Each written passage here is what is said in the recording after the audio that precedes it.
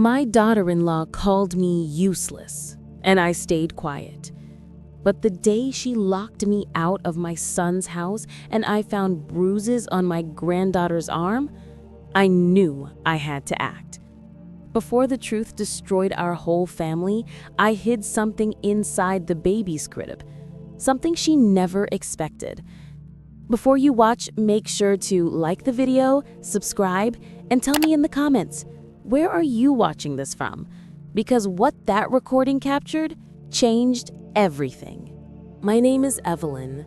I'm 62 years old, and until last winter, I genuinely believed I still had a place in my son's life. My son Daniel has always been my pride. Gentle, hardworking, the kind of boy who'd hold doors open and check on me every evening after work. But everything changed the moment he married Lauren. She was beautiful, smart, polished, but she carried an air about her, a cold sharpness behind her smile that always made me feel like a guest in my own family. When their daughter, little Emma, was born, I hoped things would soften between us. Babies have a way of melting walls, connecting hearts. I thought being a grandmother would finally bring us closer. But instead, Lauren began acting like my every move was unwanted. Every time I tried to help, warming a bottle, folding laundry, even gently rocking Emma to sleep, she would glide in with her icy voice. "Thanks, Evelyn, but I can handle it." She said it with a smile that didn't reach her eyes. One afternoon, Daniel invited me over for dinner. I bought a tiny knitted blanket I had made for Emma. Every stitch held a piece of my heart. When I arrived, Emma cried in her crib while Lauren sat scrolling through her phone. I went to pick the baby up, but before my hands even touched her, Lauren snapped, "Don't. You'll get her used to being held too much." Her tone was loud enough for Daniel to hear from the kitchen, but he said nothing. Later at dinner, Lauren sighed loudly every time I offered help.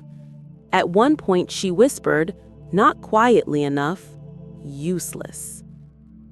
The word hit me like a punch in the chest. I froze, the fork halfway to my mouth. "What did you say?" I asked softly. She didn't look up. Nothing. But I heard it. My son heard it. And no one corrected it. That night, as I walked home, a coldness settled inside me, deeper than winter air. For the first time, I began to realize I was no longer welcome in my own child's world. A week later, everything escalated. Daniel called, sounding distracted, telling me Lauren started a new remote job and needed space. He said visits should be scheduled only when necessary. Necessary? For a grandmother? I hung up without arguing. No mother wants to beg for love from her own child. Still, I wanted to help. I wanted to be present. And more than anything, I wanted to protect Emma. Because something in Lauren's coldness scared me. It wasn't just dislike, it was something darker. Something I couldn't name yet. A month later, a chance came. Daniel asked me to babysit Emma for one afternoon. Lauren seemed irritated, but agreed. "Just don't do anything unnecessary," she warned. I pretended not to notice her tone. When they left, I finally held Emma close, breathing in that sweet, baby warmth. She giggled, tugging my scarf with her tiny fingers. And then I noticed something that shook me. A faint bruise on her arm. A small purple mark. My heart dropped. I lifted her sleeve carefully. There were two more. Not large, not fresh, but unmistakable. I froze. My breath turned thin, my pulse hammered. Lauren was always careful, always controlling, always claiming she could handle everything. But was she handling it? Or was she losing control? I took pictures, hand shaking, and saved them quietly in my phone. When Daniel and Lauren came back, I kept my face calm, though my stomach twisted painfully. Lauren inspected Emma like she expected me to do something wrong. The irony nearly made me sick. That night, I couldn't sleep. I stared at the photos again and again. I needed proof, real, undeniable proof before confronting Daniel. And there was only one place I knew I could hide something that neither of them would think to check. Emma's crib. A place Lauren rarely touched because she preferred sleep training in the other room. A place quiet, unnoticed, safe. And that is when I made the decision that would change everything. I would hide a small recording device inside Emma's crib, not to spy, but to protect. To uncover the truth, to save my granddaughter from whatever was happening behind closed doors. I didn't know then that it would expose far more than what I feared. I didn't know it would blow open secrets neither of us expected. And I certainly didn't know it would force a reckoning that would destroy the image of our perfect little family forever. I remember that afternoon as clearly as if the cold had carved it into my memory. After Daniel dropped me off so quickly, almost rushing me out of his car, I walked into my quiet house feeling a strange heaviness settle inside me. I tried distracting myself by cleaning the kitchen, warming a pot of soup, even turning on the TV for background noise, but nothing helped. The truth was simple and painful. My son didn't want to be around me as much anymore. But the real blow came 2 days later when I decided to surprise him with homemade cinnamon rolls, his favorite since childhood. I drove to his house, excited and nervous, rehearsing what I'd say. Maybe we just needed to talk. Maybe he was stressed. Maybe it wasn't as bad as it felt. But when I reached the driveway, I noticed something strange. A woman's coat hung on the porch railing. I had seen it once before, at a farmer's market, worn by a tall brunette who had smiled at Daniel in a way kids smile when cake is offered. My heart tightened, but I forced myself to breathe. He deserved happiness. I walked up the steps, balancing the container of warm rolls, and knocked. I heard voices inside. Laughter, a woman's laughter. Then Daniel opened the door only halfway, his expression instantly tightening, eyes darting behind him like he didn't want me to be there. "Mom, what are you doing here?" he asked, his tone polite but tense, the way people sound when they're trying to hide embarrassment. "I brought you something," I said quietly, lifting the container. He didn't even look at it. Instead, he stepped outside and closed the door behind him, shutting the laughter inside. "Now's not a good time. We're, busy." Busy. That word hit me like a slap. It wasn't the word, it was the way he said it. Like I was an interruption, a burden, something that needed to be kept outside. "I won't stay," I said, trying to smile. "Just wanted to see you." But he sighed, rubbing the bridge of his nose. "Mom, we talked about boundaries, remember? You can't just show up." My heart sank. Boundaries? We had never talked about boundaries. That was new. That was her. Before I could reply, the front door cracked open and the brunette peeked out. "Is everything okay?" she asked him, her eyes skimming over me like I was delivering brochures. Daniel turned to her quickly, smiling in a way he hadn't smiled at me in months. "Yeah, just give me a minute," before turning back to me. "Mom, please go. I'll call you later." It was the please that broke me. Polite, distant, final. As if I were some neighbor overstaying their welcome. I nodded, handed him the cinnamon rolls, which he didn't take, and walked back to my car, feeling the winter wind bite through my coat. He didn't even look back. When I closed the car door, the sound echoed in the driveway in a way that made me feel like something inside me had cracked too. The weeks that followed were some of the loneliest in my life. Daniel didn't call, didn't visit, didn't answer half my messages.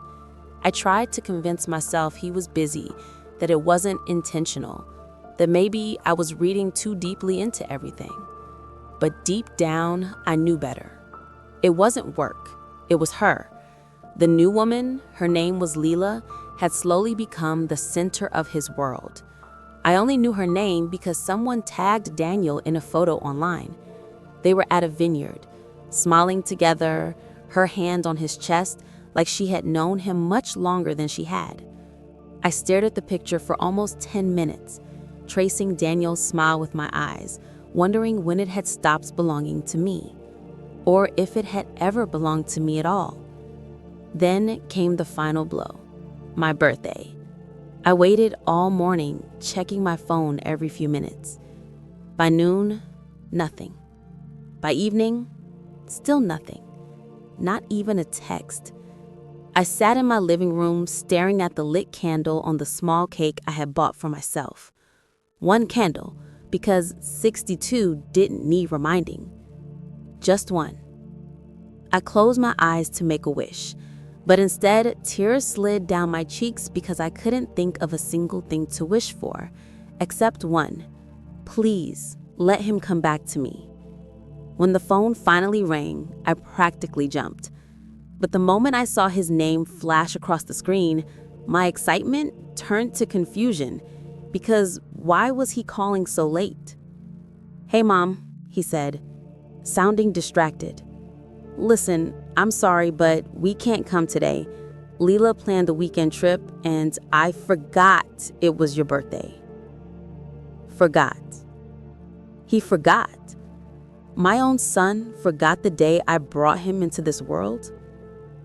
I swallowed hard. "It's okay," I whispered, even though it wasn't. Even though it felt like a knife twisting inside my chest. "We'll celebrate another day." He exhaled in relief.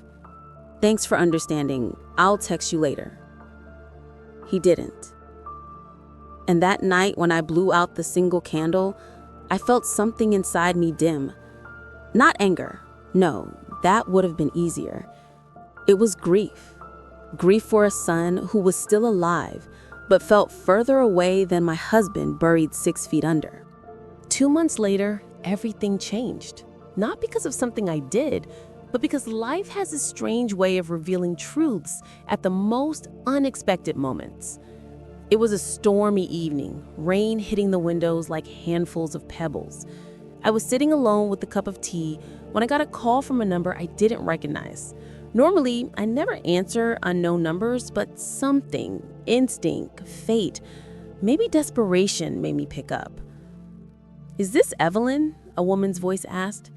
"Yes," I replied. "Who's this?" "My name is Marissa," she said. I live near your son." My heart jumped. "Is Daniel okay?" There was a pause before she answered, and that pause dragged a cold shiver down my spine. "He's fine," she said, "but I think you should know something." She explained everything. How the neighbors had overheard Leela complaining about how Daniel was too attached to me, how she had convinced him that I was, quote, emotionally draining, how she insisted on limiting my visits and calls until he eventually distanced himself completely. But the worst part was this. Leela had been keeping something from Daniel, too. She was already married, separated maybe, but not divorced, and she was using Daniel for money. "We didn't know how to tell you," Marissa said softly. "But tonight, they had a fight outside. It was bad. She admitted everything. Your son looked devastated." My breath caught. "Where is he now?" "Sitting in his car," she said. "He's been there for an hour. You should come." I grabbed my coat and keys, rushing into the rain without even locking the door. When I arrived, I saw him. My grown son, once strong and bright, now slumped over the steering wheel, shoulders shaking as he cried. For a moment, I didn't know what to do. Then I opened the car door quietly and slipped inside. He looked up, eyes red and broken. "Mom, I'm sorry," he whispered, his voice cracking. "I'm so sorry. I don't know what I was thinking." I didn't lecture him. I didn't tell him how badly he had hurt me. I simply reached out and pulled him close, holding him the way I had when he was a little boy scared of thunderstorms. "It's okay," I murmured into his hair. "You're home now." And as the storm raged outside, we sat together in the parked car, a mother and son stitched back together by truth, heartbreak, and something stronger than both, love that never left, even when he did.